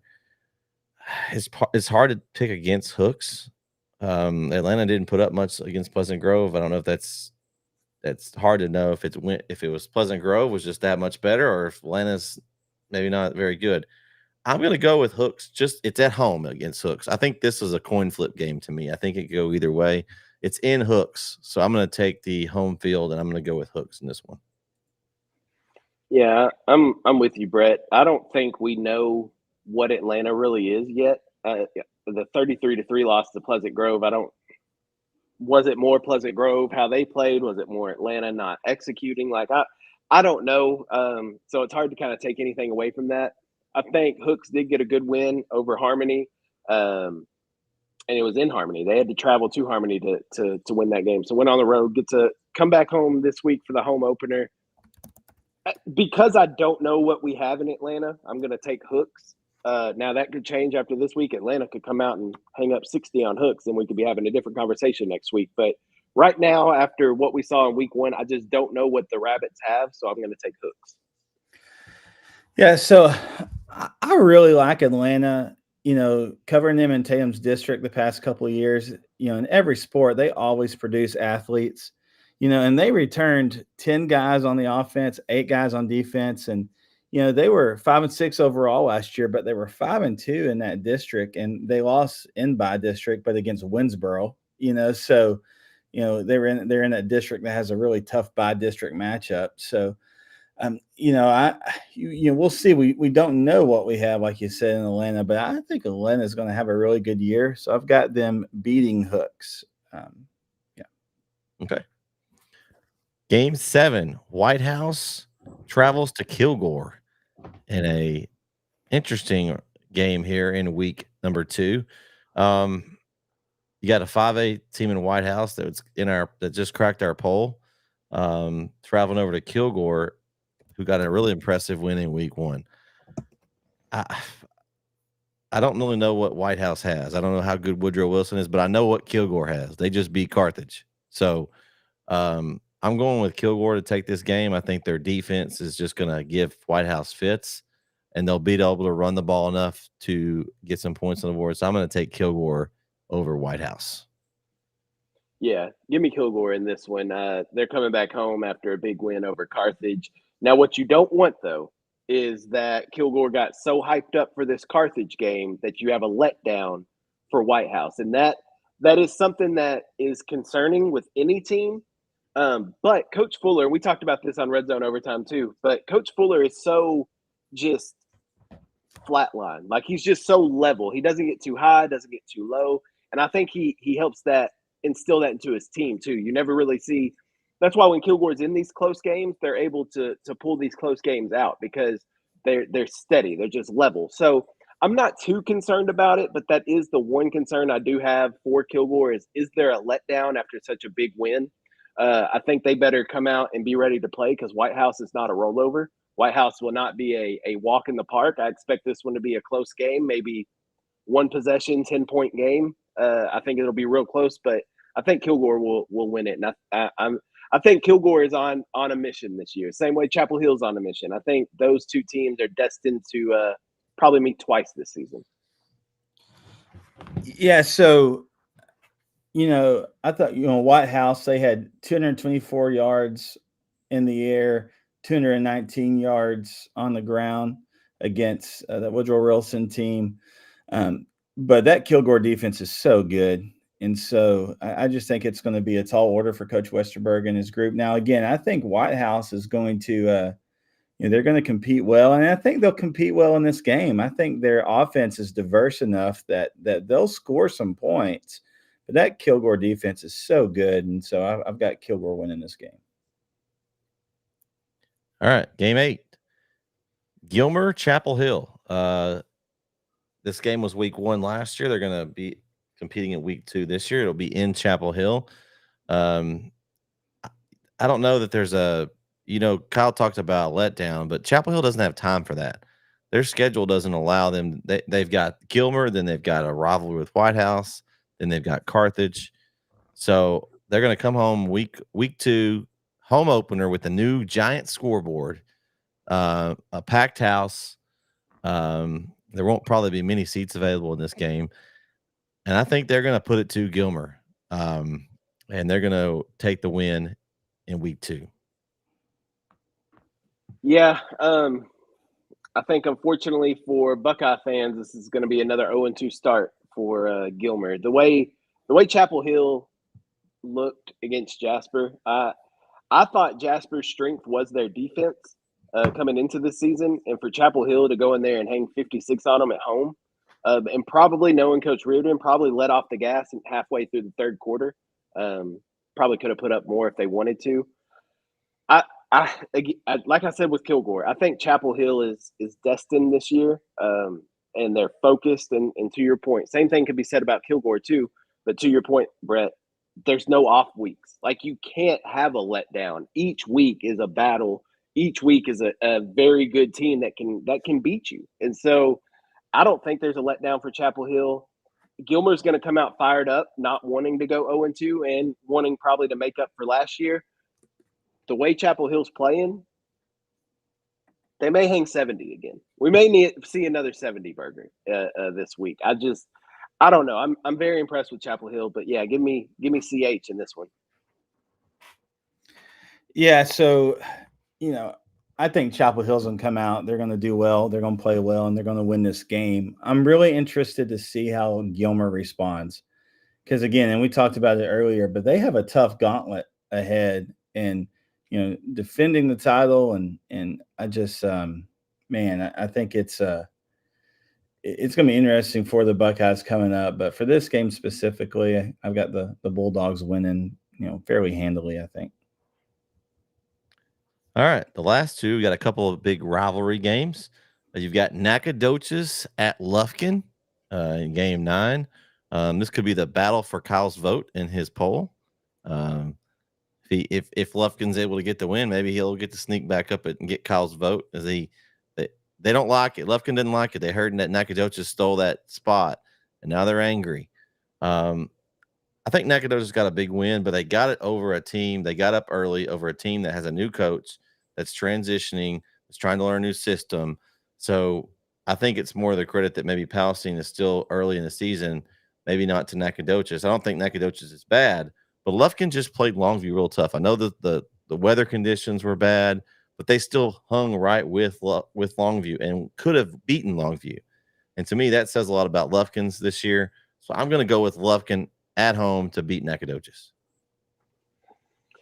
Well, I'm doubling down. I can't say everything I said and then not go with Nacogdoches. So I'm doubling down here. Give me the Dragons in what I think would be an upset. Like, I do think if Nac wins this game, I still think you look at it and say that it's an upset win over Lufkin.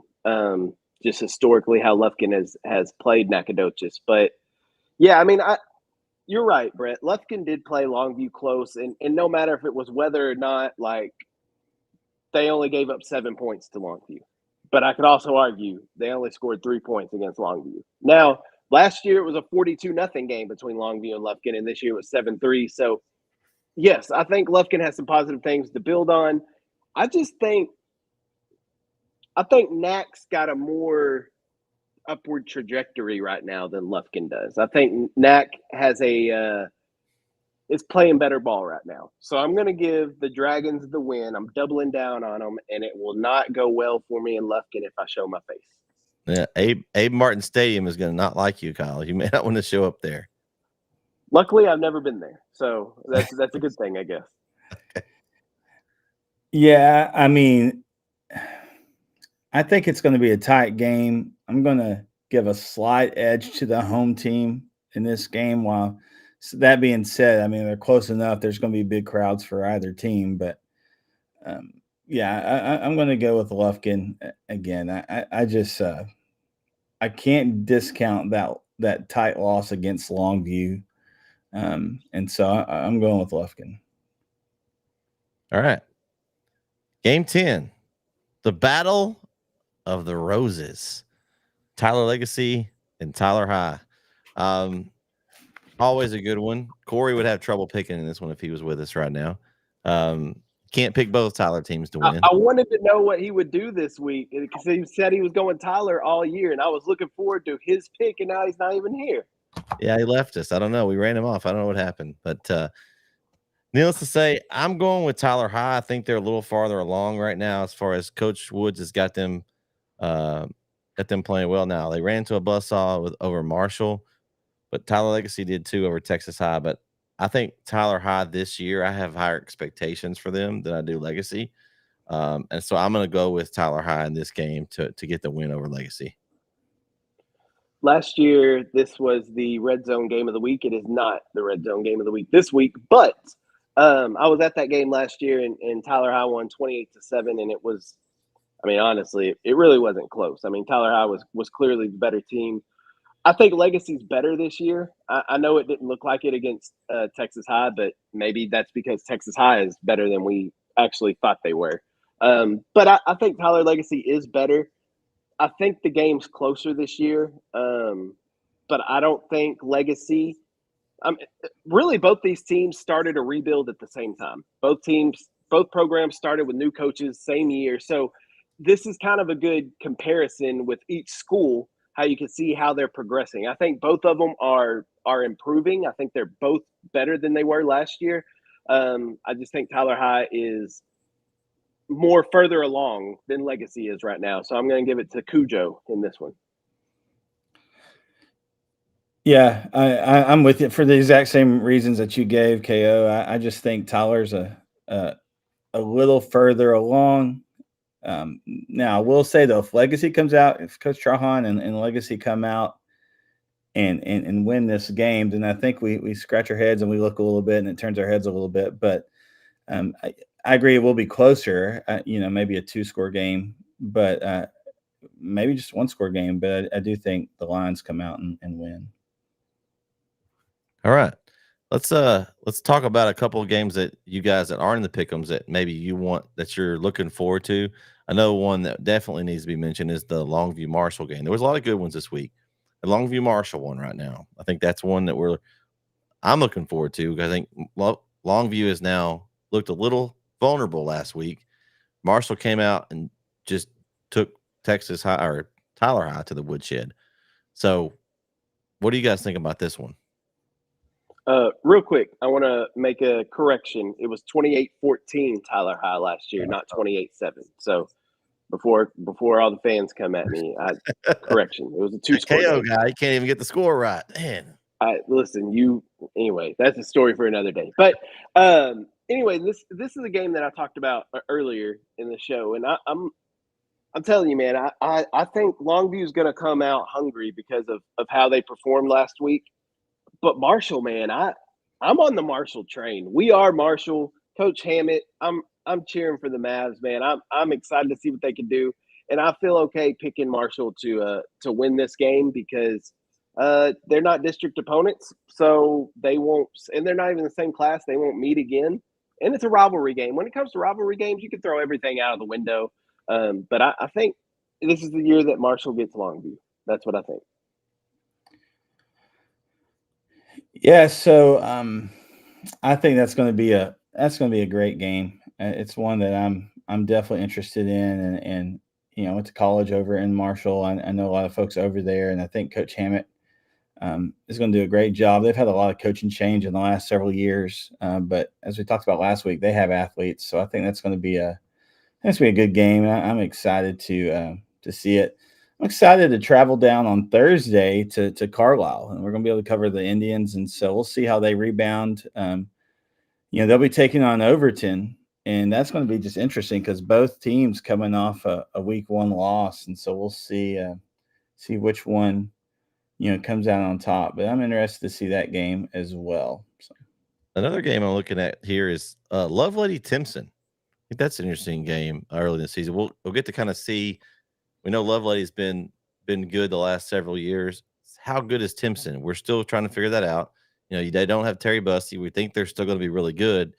Could be a opportunity there to see kind of how good Timpson is right now early in the season. I also wanted to mention, a game that we'll have on NETSN here is that Mount Vernon Rush game. Both teams coming off a tough week 1 losses there as well. And so it'll be interesting to see. It's a 4A versus a 3A school, but you'll be interested to see which team kind of rebounds a little bit. But yeah, we'll have that game here on NETSN, but we'll see if the Eagles can top the Tigers there.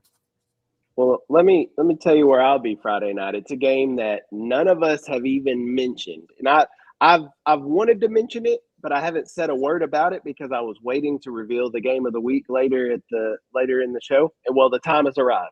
All right. The Van Vandals head to Longview to take on Shine Tree, as Corey calls them.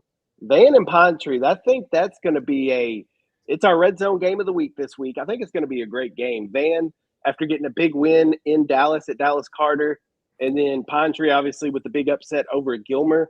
We're going to get to see where these two teams are after that. I mean, is Pine Tree as good as we think they are after the win over Gilmer? Is Van the real deal after beating Carter? So Van at Pine Tree Friday night should be an absolute banger. Oh, excellent. I like that one.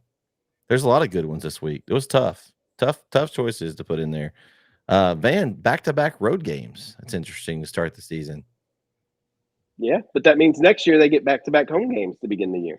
True. This is the year for Van, though. That senior class that they've got with Caden Rowe and those guys, I think this is the year that Van needs to do it. They've got a pretty good, as far as that senior group contributes a lot. They've had, I think this will be their third year on varsity. I think a lot of them played even as sophomores a couple of years ago. So this is the year that for them in all the sports, really all those guys play a lot of the sports. They should be really strong. We'll see how well they do this year. Just kind of scrolling down through here to see if there was anything else that really stuck out to me. We talked about most of them in our pick'ems, but there was one other one that I saw a second ago that I was going to mention that I thought would be a good one. One I think will be interesting is Newton and Jefferson. Again, we'll see what Newton has. We'll see what Jefferson has, but I like both teams. I really like Jefferson. I mentioned that earlier, but yeah, we'll see. I think it'll be a great test. Newton will be traveling up to take on Jefferson, and then the next week Tatum will be traveling down to take on Newton. But yeah, so we'll see. But I think that might be a good game. Sabine and Harmony, an interesting matchup. Sabine with a big week 1 win. Harmony coming off a loss. That would be interesting to see kind of where those two teams are at. But man, we just got a big week. Let's go over now. Kyle told us where he's going to be. I'll be Thursday night, kind of hanging out with Jaron and Christian as we go to Carlisle for our first game in Carlisle, as Overton will come to town, and then Friday I'll be hitting the road to Frisco, Texas, to go cover the God as they travel to Frisco to play Frisco Legacy Friday night. So the Guard, after getting a big win, of course, there was a lot of good games Friday night. And I may be biased, Jaron, but the one we had Friday night was as good as any as far as competition. We had runs, we had interesting plays, we had the refs giving touchdowns to the wrong team. We had all kinds of stuff. So if you want to see a game that was just incredible back and forth with runs and all kinds of things, go back and check that game out on YouTube. Brook Hill and Redwater. It was a good one.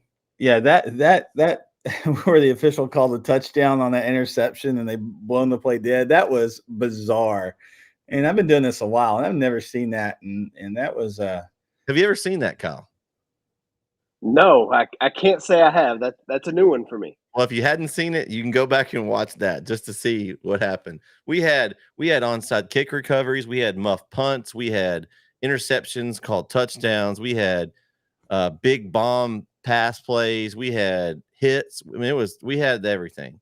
It was an incredible game back and forth. Hey, real quick, something I forgot to mention. We had an incident in the Carthage-Kilgore game regarding an official. There was a run up the middle. I'll send y'all the video. Our man JD on the ground got a great video of it. But it was a run up the middle, tackle. The guy made the tackle and kind of rolled, and it hit the official at the legs, and the official's head popped off the mat. Or off the mat, off the ground. Off the mat. You're in wrestling mode, Cal. I mean, That's how hard the hit was. It looked like he took a bump, but it was a bad bump. But you immediately saw his arm just kind of go straight, which is an immediate sign of he's knocked out. And the kids, when they immediately got around him, they started waving. Coach Fuller, or one of the coaches, I'm not playing, Brett. This is why I was thinking WWE. One of the trainers threw up an X. Oh no, they did. The sideline. I'm right. dead serious. Wow, I'm dead serious. They do that in Threw football up too. an X.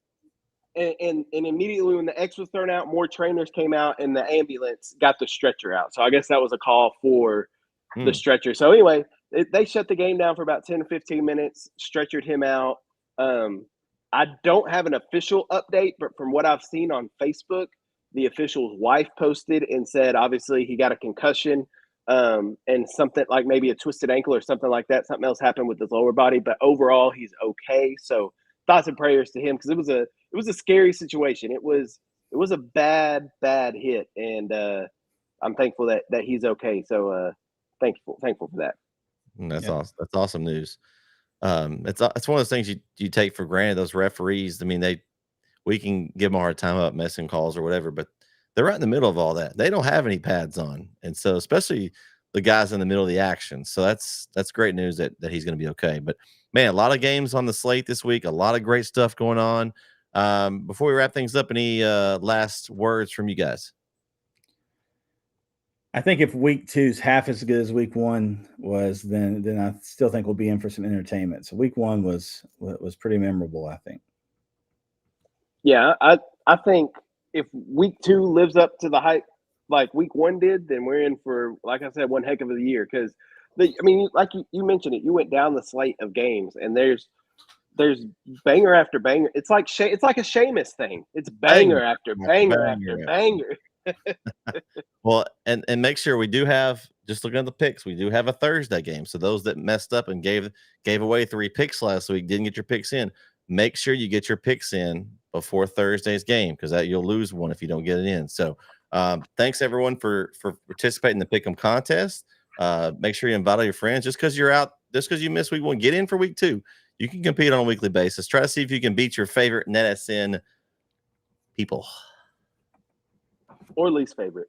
Or or least favorite, whatever it is. Everyone, thanks for tuning in tonight's week 2 edition of the Beast from the East. For our man Corey that disappeared on us earlier, for Jaron and Kyle, I'm Brett. We'll see you next week right here on the Beast from the East. Have a great weekend. Good luck in your pick'ems, everyone.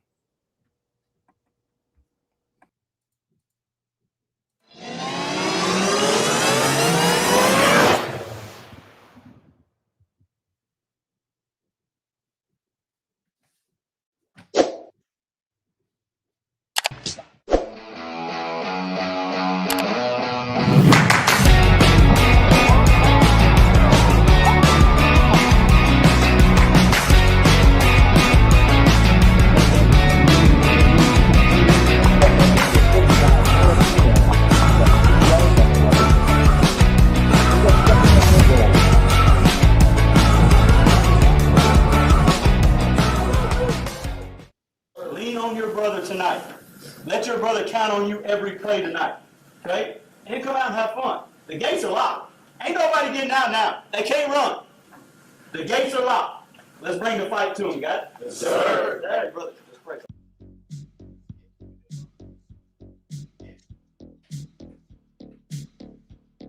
You got your number.